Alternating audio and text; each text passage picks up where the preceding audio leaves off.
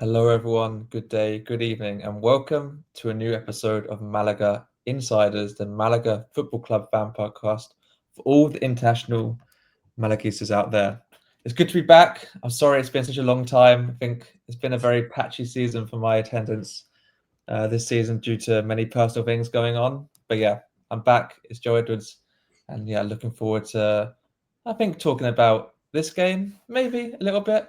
But yeah, fortunately for you all, I'm not alone, and I'm of course joined by Chris Marquez. Chris, how are you doing? Hi, Joe. Good to have you back. It's been a while since It we has been a shared while. the podcast, but I think every married man will understand that there are other things in life now. That when you are married, the fun is over, and uh, you are, as we say in Holland, under the thumb of the. Yeah, we say something similar in English as well. But no, it's yeah, like I said, I think I already I think it's our first episode together, me and you this season. I think I did It's one with Paul about a month ago. And yeah, I think I already bored the listeners and viewers with the whole spiel about what's been going on over the last few months of marriage and honeymoon. But yeah, all what did good. Looking forward to. you do after what did Malaga do after the episode you did with Paul? Did we win? Did we lose? Oh, I think it could have been the Depor game actually, because we talked about I We can't can remember get which a we one can now. get a win then. It could, yeah, it's a good chance if they can Still beat be Depor 3-0, and then going away, not to spoil too much, but going away to one of the worse teams in the league, just like Malaga. But if you yeah, have if you have to call the Malaga season so far one word, what will it be? blunt, Blunt. blunt, just because of lack of being clinical, lack of security. Not Yeah, le miserable. sorry, Not le miserable. that's two words, but yeah. Um, Yeah, I agree. but Miserable. yeah, I don't know. I think it's been a tricky one for sure. Maybe it's not been such but I mean, it's probably maybe it's a similar carbon copy to the last few seasons. Like I Yeah. think like it's a bit of optimism heading into the season, and then there's a few decent results every now and then, but then you have a result like the last game and the game before that. So yeah, it's I guess given the situation of the club, I guess it's not a huge surprise how the last season have been going. But I then think, yeah. I I think the think big it's discussion this week is pay share. yeah, You we'll get supporting onto the that. club with probably the quickest sacking in the history of football. Yeah, but it's a tricky one. I think we'll probably get into that maybe after we talk about the game. But they did try to keep it a positive episode today because Of I course, mean, I'm always positive. of course, I'm in Cologne as well, and it's Cologne Carnival today, so it's the day of street parties here and everything. Not for me, I was working, but yeah, so everyone in Cologne's happy, so I need to also bring that positivity as well. But maybe before we go into the game against Cordoba, any significant news There that is news. listeners should be aware of? We have been doing it the other way around. We first Oh, always did the review, but it doesn't matter. I like your way. You're the host. I will bring you the news. we'll Uh, keep the listeners of our match review. Then we'll let them no, wait a no, bit. we'll Then dive into the news. You are the host. We dive in directly, but we don't start with good news. okay. Then sorry I said anything. Midfielder Juanpe is out for several weeks. The Pirlo of this Malaga. The he's not a real Pirlo. No. Let's call him the Xavi of this Malaga. Has had suffered a quadriceps. I don't know. How do you call them? Quadriceps. Yeah, nice. Injury Sounds doesn't sound fun. on the left leg during the derby versus Cordoba. It's a shame because I feel like the last couple of games he's been playing a bit better. I know in the group chat people were talking about how surprised they were to see him performing, but then I feel like when it comes to Malaga and central midfielders, they don't have much luck with injuries. He went from Benke to Xavi in 3 weeks, which is pretty amazing. But we will be missing him, so probably Darko will play for him in the upcoming matches. Um, Other news is very fun news. Malaga will play in the cup in the second round of the cup against a team from the Primera Federación Group 1 who sit in the 15th position after 11 rounds with 12 points, and that is Talavera. They're coached by Diego Nogales and advanced to this round by defeating Rayo Majadahonda away 1-4. I have more news about them. Very interesting. Former youth player Bilal Kouacharaf plays for Talavera. After spending time in Malaga's first team in 23-24. The last time the two clubs met was in a decisive phase. In a decisive phase was back in 98 during a promotion playoff where Talavera won 2-1 at home and drew away in La Rosaleda. Interesting. Though Malaga ultimately reached promotion. The tie will be played in Talavera's ground, Estadio El Prado, with dates yet to be fixed for early December. So yeah, Interesting. Another, yeah, maybe a cup run is just what Malaga need. All these yeah, injuries, all the suspensions yeah. in the squad. Would you Um, throw away the cup, or would you go for the success? so in Spain, how much money does the cup bring in? I guess it's not the same as a Premier League club, especially when you like a it's I like think the you FA play Cup. the first round against Estepona and the second round Yeah, against yeah. Talavera. It probably won't be much. It's not the same, right? It's like if maybe if Malaga got a tie away at Nou Camp or whatever, it just doesn't work like that in Spain. So yeah, but no, I don't think you can ever not try, of course, but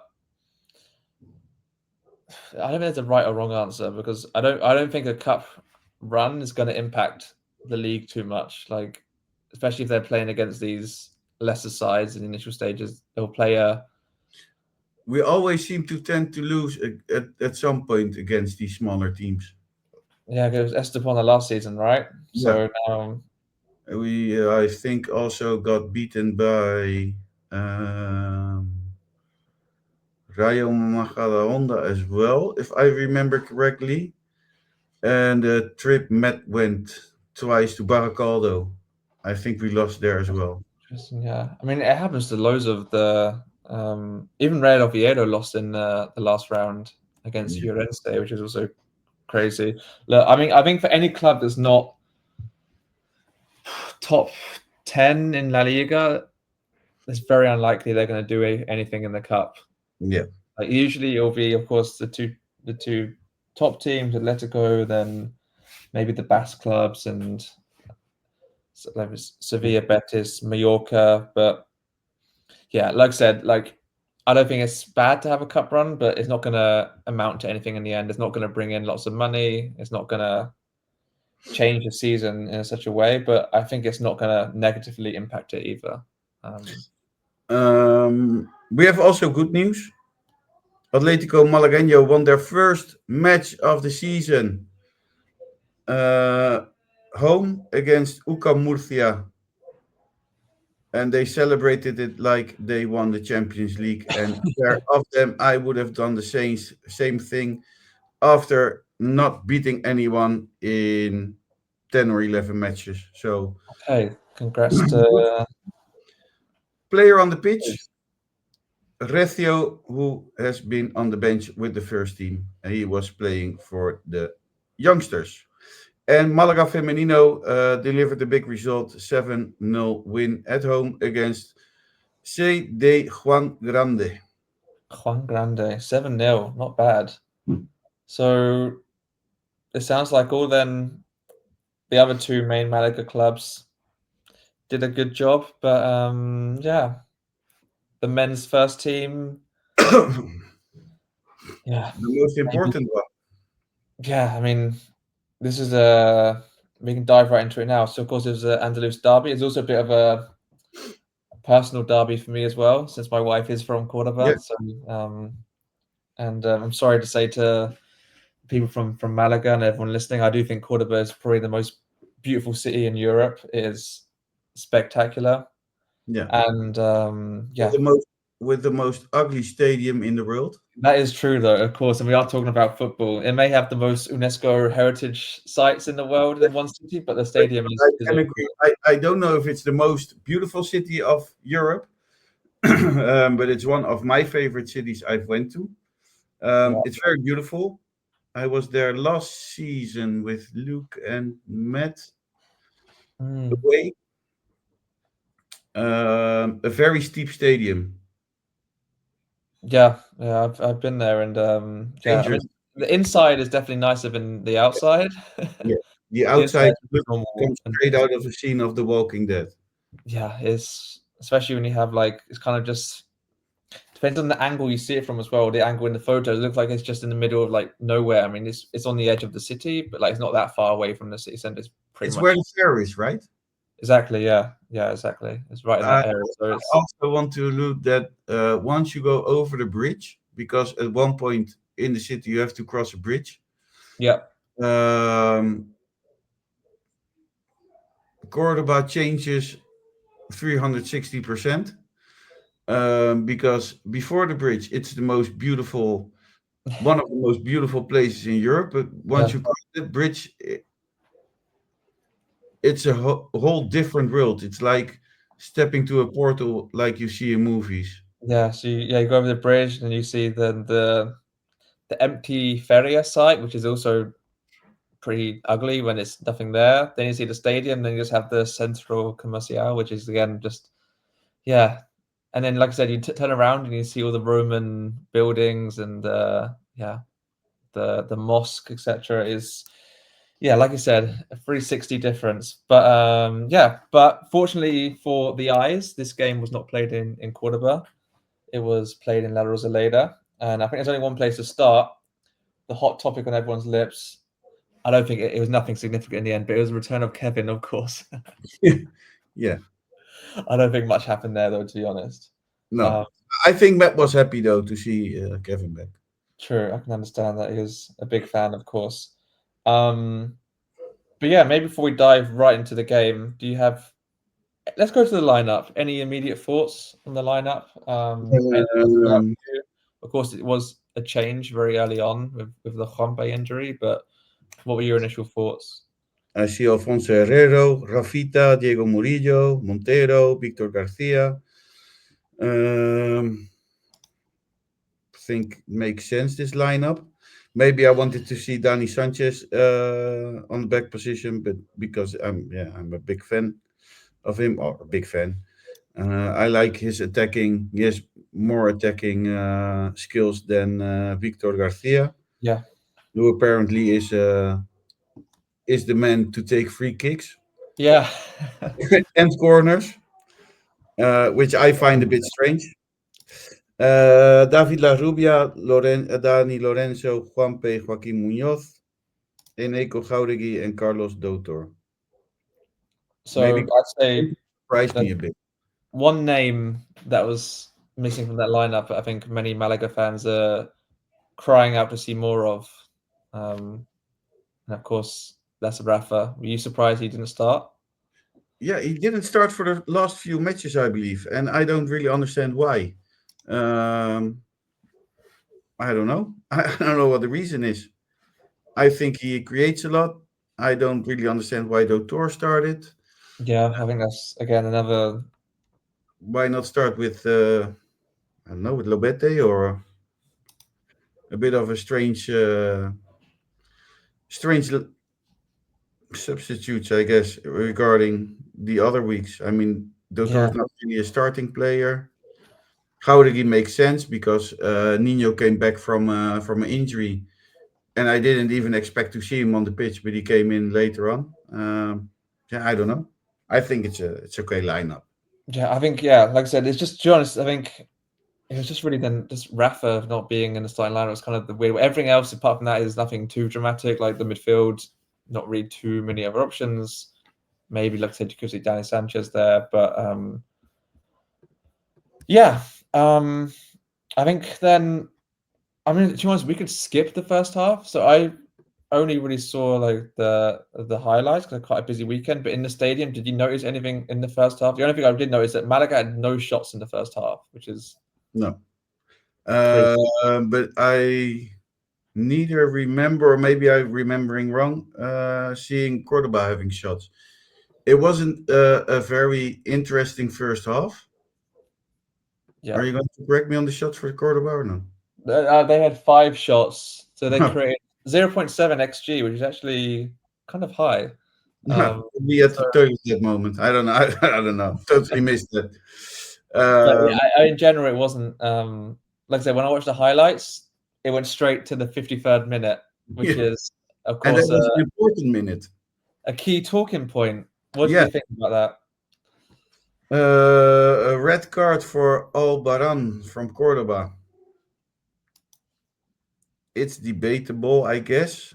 Was it the last man foul? I think that's the question there is. I mean, it was a foul.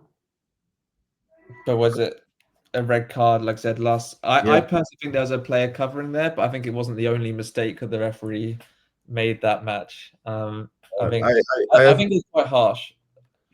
Yeah, Um, maybe, but maybe also that as also well, explains something that happened later on.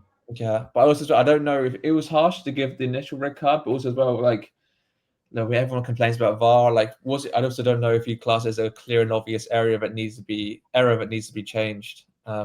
Like the referee stood by a decision on the pitch, which you have to applaud sometimes. I personally wouldn't have given the red card, but yeah. But maybe before we get to the next let's say controversial decision, Malaga did take the lead, and it was through the substitute Rafa. Yeah, you named him Incredible earlier, goal, really. just a few minutes ago. Uh, a crazy goal. Oh, like his It's technique is beautiful. incredible. Yeah, and His I don't understand if there's one thing Malaga misses, maybe it's goals. And this guy has a goal record, which is like a goal record for a striker. Maybe I think yeah, most strikers in Segunda didn't make as many he has made. I think he's on 4 or 5 now. 5, yeah, top scorer, which is not bad for like I said, not an out and out striker, and 22-year-old, still finding his feet, finding his best position.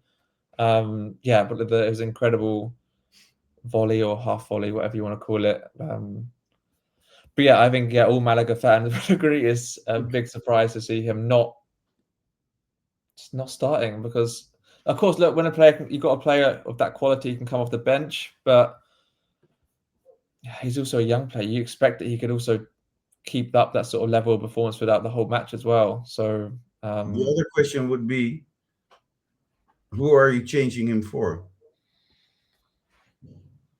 so he's obviously been playing. So obviously a lot when he was starting, it was a lot of time he was starting with him and Tripete. So maybe But he isn't the striker. yeah, but obviously like he plays You should swap him for Danny Lorenzo, maybe. yeah, but The then Danny Lorenzo is also in form. he's most effective in that really final third Yeah, because he can score. But then maybe then if you put him actually in central midfield, maybe play him just off the striker, which I guess they kind of are doing now. But then of course, yeah, they would maybe take a bit of tactical change from PSA, which he doesn't seem to want to do right now. But, maybe take off, like, don't start with Darko, but start with a double midfield of Danny Lorenzo and Rafa. yeah, I mean, I actually did see that Brazanak might be injured the next game unless you have no otherwise. But so maybe that's what they'll have to do. Because obviously he came on and then went off at half time. Oh yeah, Brezinac. got injured as well. I don't know. The club didn't say anything about him. So maybe we will see that.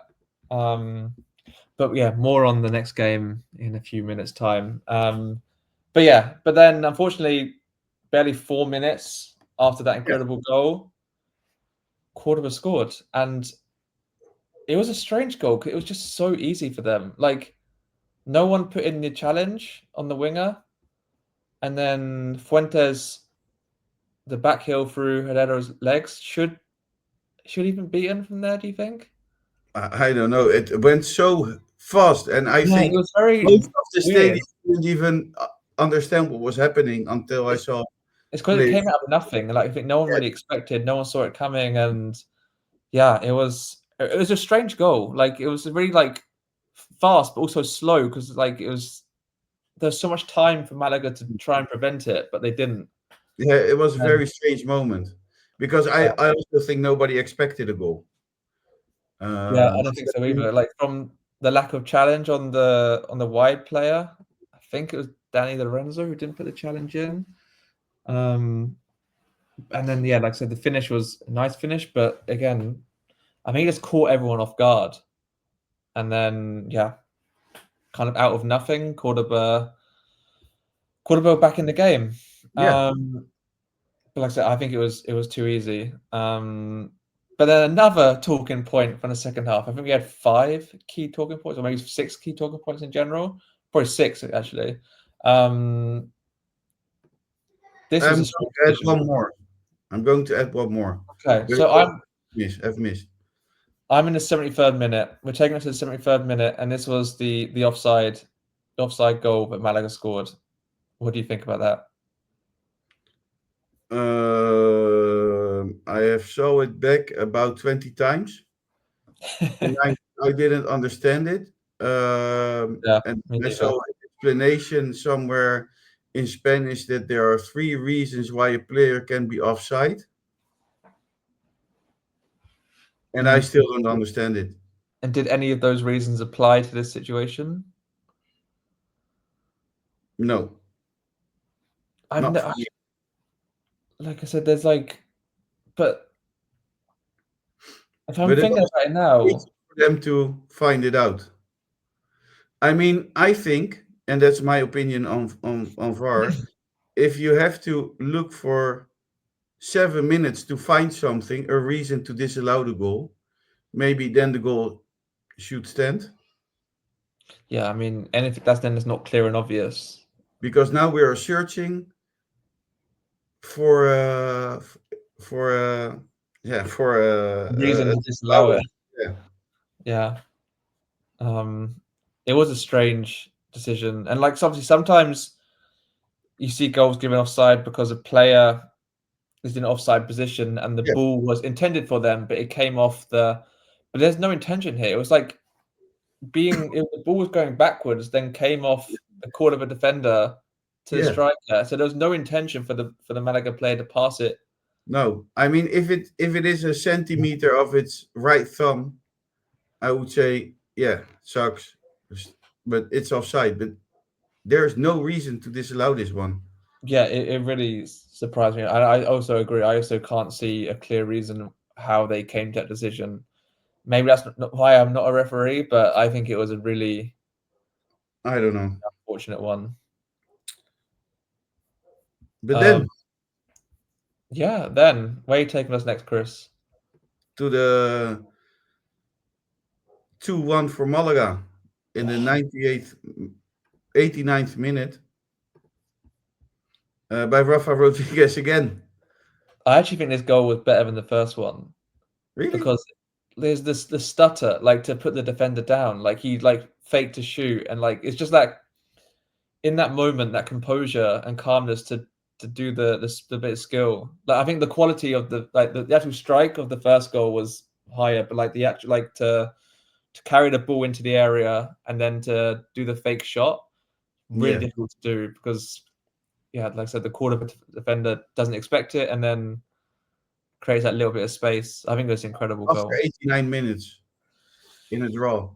Yeah, I don't. Could we play him as a striker, or am I going too far now? Am I pushing it too far? I guess it depends if you play him as a striker. What other qualities would he lose? Obviously, because then he'd be having more of the ball played to him, maybe more of the back to the goal. But I feel like he's better like carrying the ball into the area, facing the goal. Yeah. But I think wherever you play, I think you have to get him in the team right now. So, um, yeah, another another incredible goal, but unfortunately, it wasn't enough Well, somehow. something happened between there and it wasn't enough because La Rubia after this goal, I don't know the exact minute, went into the in the box and got a push from behind. Interesting. I didn't see this. And I think if a player gets pushed from behind, it should be a penalty, I mean, yeah, there's like, and then and it's 3-1. And nobody discusses this. I've been searching for all the news throughout the week, reading everything. Nobody discusses it. Everybody just passed by it like it didn't happen, but it happened just in front of me. And I'm not a referee, but it was a very, very clear push behind from the back because La Rubia was through. The defender pushed him from the back. He fell down, and the ref said nothing. Play on. okay. I mean, It like I would said, be, I don't know if we would have scored the penalty. If we Rafa would, by hat trick, it would be a 3-1, and I think the match would be over then. especially against ten players as well. Yeah, but now I've watched the edit time. It was 8 minutes. And Cordoba Nothing score special. after, Nothing. Nothing special happened after 8 minutes, and we yeah, took it to 111 minutes and that's when when Cordoba scored. Diego Brie. Diego Buri, the I French like his cheese. though, yeah. But yeah, I think yeah, whether Diego French cheese. We went but I shopping think the the other problem day. I is said to my wife, we're not buying Brie this week. We skipping. vetoed off the shopping list.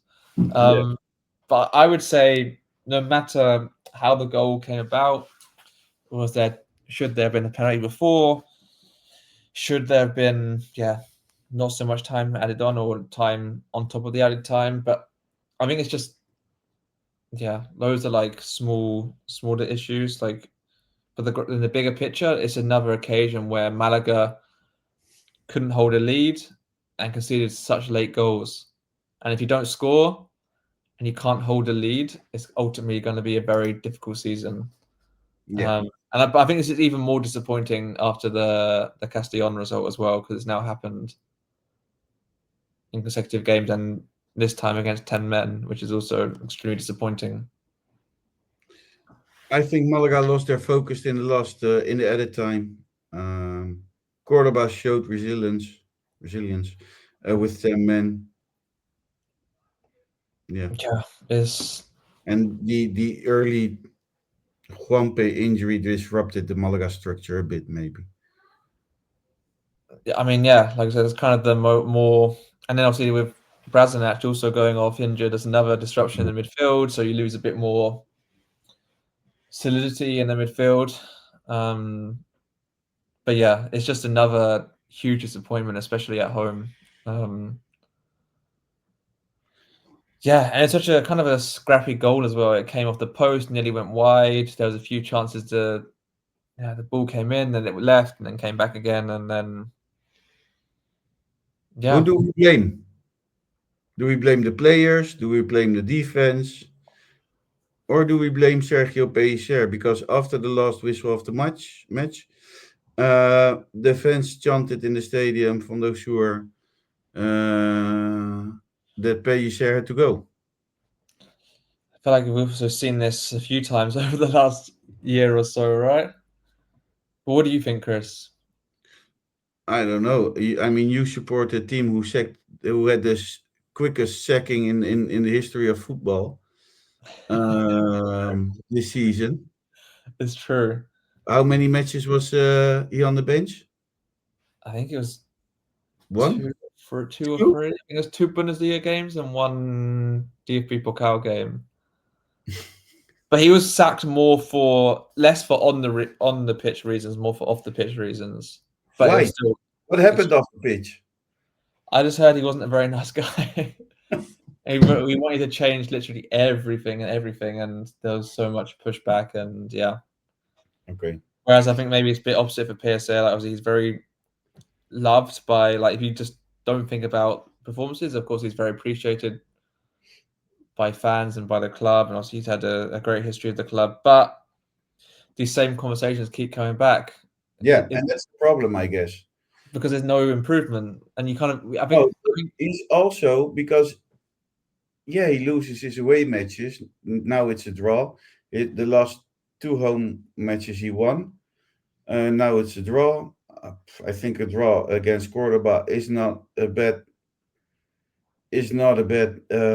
result because Cordoba is in form, doing well. yeah. So if But you see it on paper, a 2-2 against Cordoba, I it's think a it's good the result. manner of the losses, isn't it? Yeah, but when you look at the manner of losing in a late Then goal, losing last week with a late goal, um, I think that's more the problem. But I mean, and that's the point I have. I wouldn't sack him because I don't think the manager you're going to sign will do that a was better job. the exact question I wanted to ask you. I think I said the same when I had this conversation in an Yeah, episode last season. It was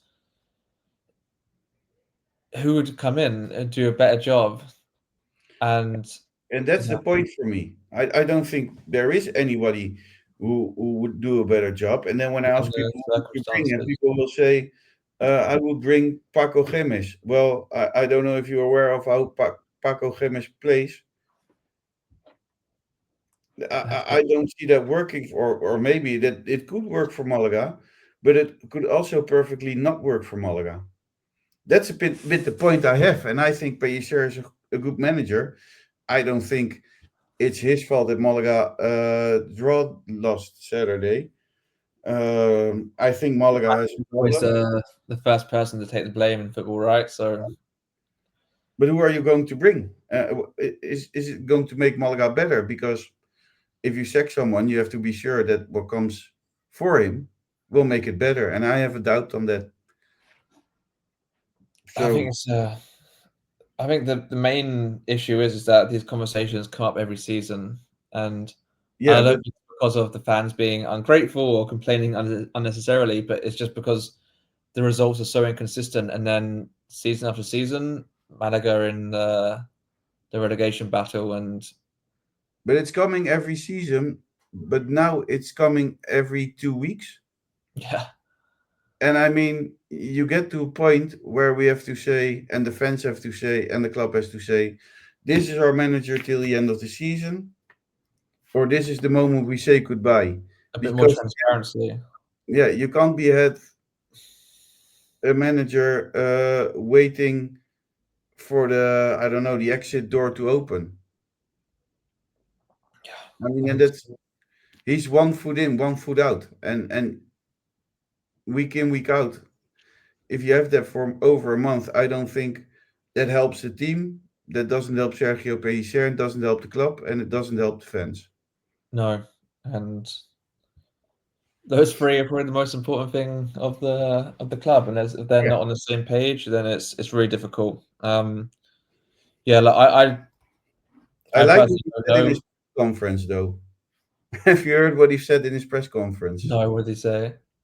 When they asked about about the situation and if it was time to be sacked or to leave Malaga, he said, um, "Before I leave Malaga, before me, the half Ah, of the half of Spain should be sacked, or okay, yeah, I heard this. Yeah, because they steal and they rob and they." And he said, "I don't kill anyone, so I'm fine." The good. news is for everybody who's interested, probably everybody who's listening right now, is that this week nothing will happen. Um, so he's staying this week.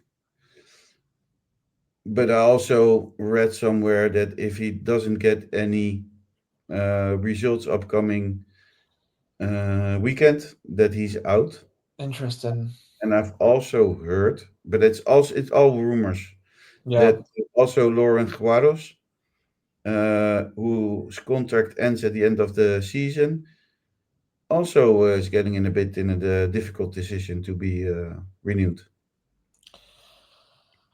Oh, it could be all change then. So yeah, I think maybe then you're talking about then the significance of next weekend result. It's probably a nice time to transition Yeah, into that game, which on paper I'm not really sure how I'd analyze it. But of course, sorry, there's a emergency vehicle going past, so we can't hear that. for someone, the festivities have ended just right now. It's been going off all day. Literally every 10 minutes, just heard police going past, ambulances. I think people are having too much fun. Um, but yeah, like I was saying, on to the next weekend, and it's probably a big game, a big game against Cultural Leonesa. A big game against a small lion. Yeah, let's see if Well, for the people who don't know Cultural Leonesa, because I don't think we played a lot against them, for oh, sure not the past 15 years. when was They the last play, time? Do you have it? Oh, I don't know if I have that. They play at the Estadio Municipal Reino de León in León, a historic city in the northwestern Spain, with a rich medieval heritage and a lively student population. With the kid, I don't know. When we do the grid, their kid, uh, Kit uh, Rankin. yeah, then we will see the medieval back in for sure. Their key players are Luis Rodriguez Chacon, top scorer so far, and Ivan Calero, former Malaga player, who has the most assists. Those two players stand out for Cultural Leonesa. Their manager is Jose Angel Cuco Ziganda, but everybody just say Ziganda. Yeah, Um, they have had a difficult start. In Segunda, they collected 4 wins, 2 draws, and 7 losses so far, scoring about 1.15 goals per game and conceding around 1.46. So that's for Malaga some good stats. Their last 5 results, they won two, they lost two, and they drew one. And the last match they lost against Deportivo La Coruña with 3-0. So they're coming from a loss, and yeah, Malaga is coming from a draw. draw. Yeah, They rely on a compact defensive base with two holding midfielders looking to hit forward via transitions and wide players. Their scoring rate is modest, and they concede more than they idealize, meaning that matches often have pressure at the back. Their formation usually a 4-2-3-1. The two holding midfielders provide foundation with one advanced attacking midfielder behind the striker. Their defensive structures in possession they build from the back. When out of possession, they often shift to a 4-4-1-1 shape, limiting options through the center. They allow opponents some build up, then apply pressure high or mid block to force mistakes. And their quick transitions are key to them. Fullbacks often push forwards and inside, allowing wingers or attackers, midfielders to exploit space. The advanced midfielder and attackers drift into half spaces. Their weakness, probably because of their ambition to press and push forward, they can be exposed on the counter or down their flanks if the fullbacks are cut high. interesting. So a few points then that Malaga could, yeah, look to take advantage of. Um, Yeah, I think one of the most interesting things from all of that, everything that I've seen is that I think if you think about it, you feel like they're having a much worse season than Malaga. Of course, they're 20th, so in the relegation zone, but they're actually only 1 point behind, which kind of shows how I think competitive the Malaga needs a win, don't they? yeah, it's true. It's a big game. Like I said, that's why it's a really big game. Um, yeah, their last home game they beat Mirandés, which will then actually be Malaga's next home game, I think, as well. So it's hard to judge too much of their last results playing against one of the best teams in the league against Depor, but then also beating one of the worst teams in the league. How do you Um, play against these teams? Historically, so yeah, I know. I feel like this season Malaga have been a bit better in the games they weren't expected to win. Of course, you had the Depor game. Um,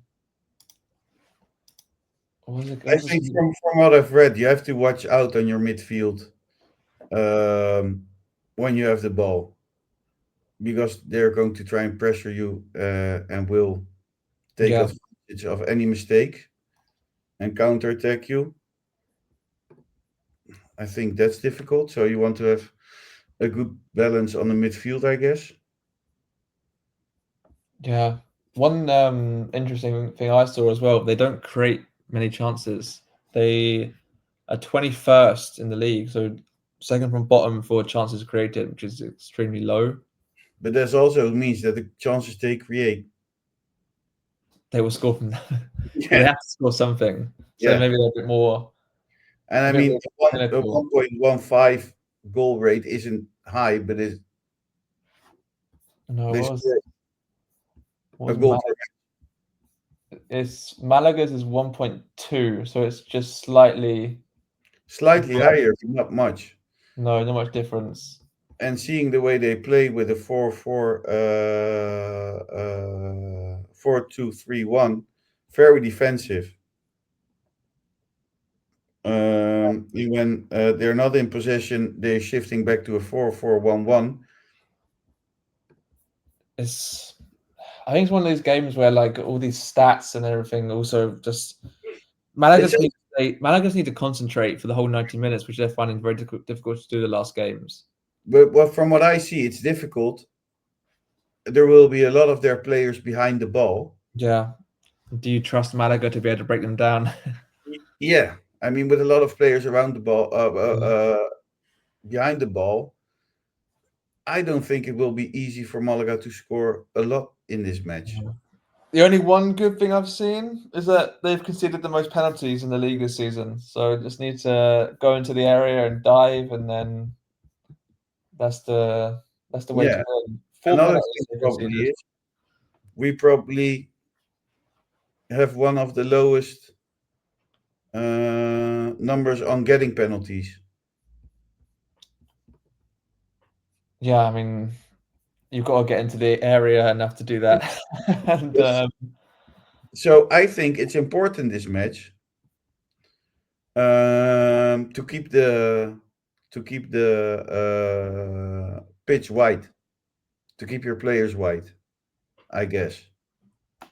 so then maybe on that. By the way, Malaga have only won one penalty this season, which is Because very then you force them to also play wide, which they don't want. go And wide, and maybe that creates some space. I don't know. so based on that, what would be your lineup? Would you make any changes from the last game? Yeah, for sure. I would play Dani Lorenzo because that Yeah, brings more attacking yeah. possibilities. I would start with Rafa because he's a player who can score a goal from outside the box or just inside the box. You And his don't. quality. Yeah, he doesn't need. I don't know. He doesn't need to be one on one with the keeper to score you a goal. So I think that is important. Will you play Rafa in the midfield or more as an attacker? Obviously, because like we said earlier, so there'd been a Juanpe, Play him Braz. behind the Oh, striker probably. so then maybe there's a chance then of maybe Isa Moreno will come into the in Yeah. midfield. Then if And I don't know if I would start with Eneko Gaudegi. Maybe because he can hold the ball. Or do you choose to have I don't know, the pace of Adrian Nino? PSA, you just don't know. You don't know. For example, as well, do Who you would bring? you choose? I think against a team that's so if they're a defensively sound team, then having a player who would be fast at running behind is not going to work so well. Maybe you need then the more physical players who can occupy a centre back and then bring out space for the midfielders or Rafa, for example, to move into. If they're going to be sitting deep and very compact, then yeah, that's probably not the type of game for a fast striker to try and get in behind. Um, yeah, I mean, this is a team that will let you play football. yeah. You just need to be clinical with the chances you get and to have the players who can maybe They take will those let risks they will let you come and just wait until you make a mistake and then they're out. Then they're in their gone. counter. So I think because of that, obviously, La Rubia has to play. I think I'd also start Joaquin as well on the left again, like last time. Yeah. And then, yeah, Rafa in for sure. It's just whether you want to play him as a midfielder or forward. Probably forward, but then, yeah, I would play Puka if he's fit. instead of Rafita. Yeah, but Rafita is so good as well. We didn't really mention him, but he was so good this weekend. What a player! Another one, another one from the conveyor belt. But Yeah, like I is he said, better than Puga? That's the question. I'm always of the opinion that you don't. It's not beneficial to take out the players who are playing well, unless you need it for a really strong tactical reason. Yeah, but if someone's better, It's also true, but I mean, who's the better one? I've seen more of Puga. I really liked him last season a lot. I think Rafita's first game when he made his debut a few weeks ago. I can't remember who it was against. He looked a bit nervous, but of course, it's a Yeah, but big he played moment. well, and he Yeah, played there's a few very shaky well last weekend. moments. Um, like I said, I wouldn't change if a player's playing well. I wouldn't change that. Okay, so we're playing Rafita. Yeah, but we'll probably then. Yeah, but I'd agree on bringing in Sanchez. I think he's great. Like I said, maybe his concentration is not the best sometimes. But he But brings you attacking football, that's the thing, and especially out wide as well. I think that's the problem we're going to face this weekend.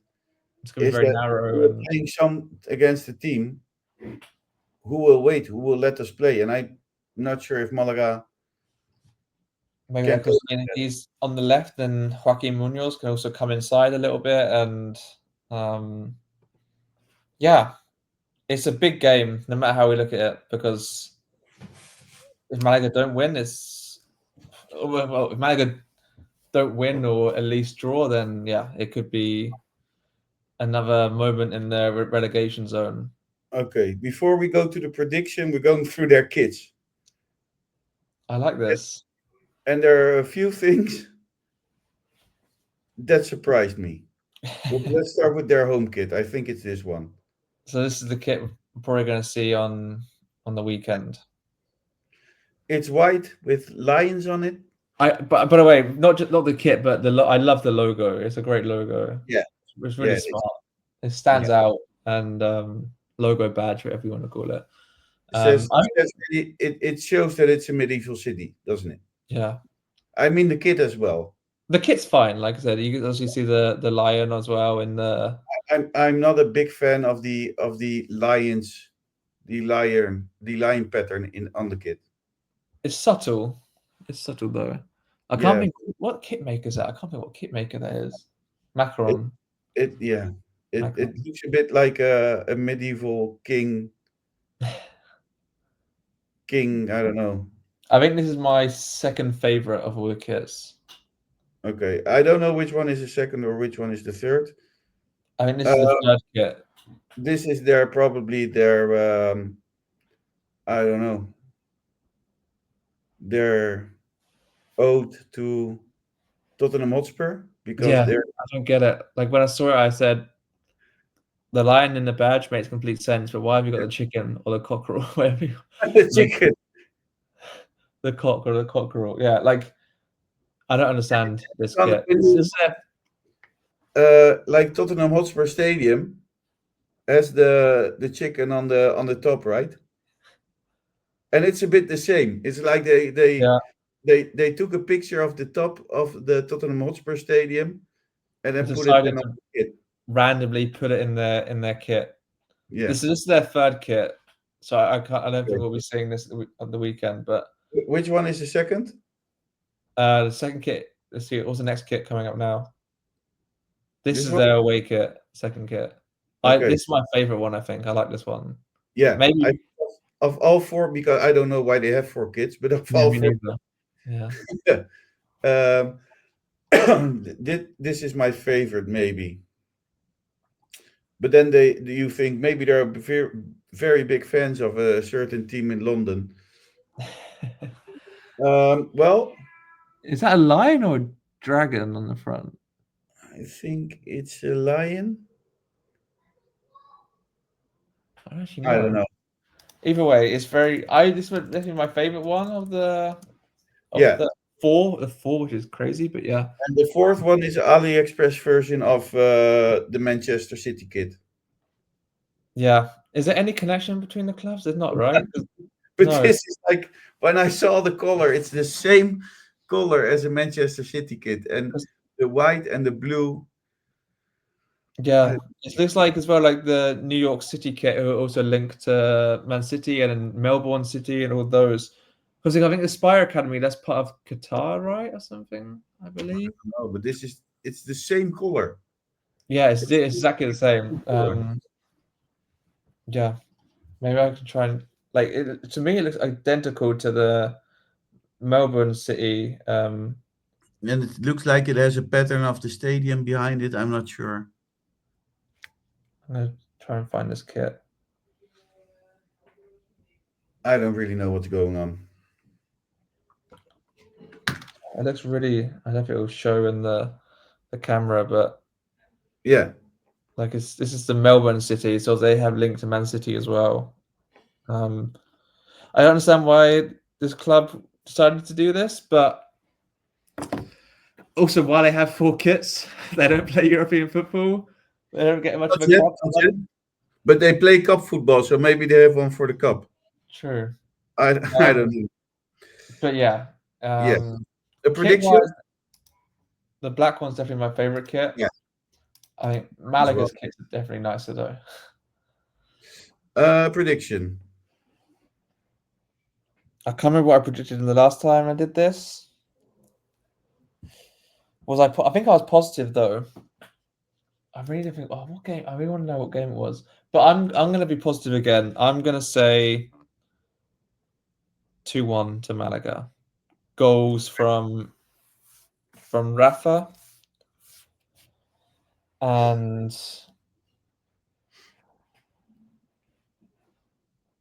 Joaquin Munoz. That I'm going sounds. to 2-1. Bit of positivity. Why not? I'm going to be positive as well, not because I have to, but because I want to. Good. I'm going to say 2-0 Malaga, goals of Rafa and Eneko Gaudigui. I don't know So why. expectation for Rafa to score, and who else scores with that? We won't Eneko. care. We won't mind We don't anyone. mind anyone. Um, It can also be in Rafa twice. okay, so I just confirmed the last game. So last podcast I did was previewing the dead ball game. So yeah, that one brought good luck. So hopefully now, a few weeks later, that'll be the same here as well. We're Yeah, going to our last bit of the podcast, I guess. And I have something new, cool. something cultural. In the heart of Is Malaga, Cultural Leonesa not enough culture? no, we have to take it further. We have to talk about Malaga's culture. In the heart of Malaga, just a short stroll from the bustling Plaza de la Constitución, stands La Antigua Casa de Guardia, a tavern that has been a living testament to the city's rich wine culture since 1840. So that's over Okay. 180 years. Yeah.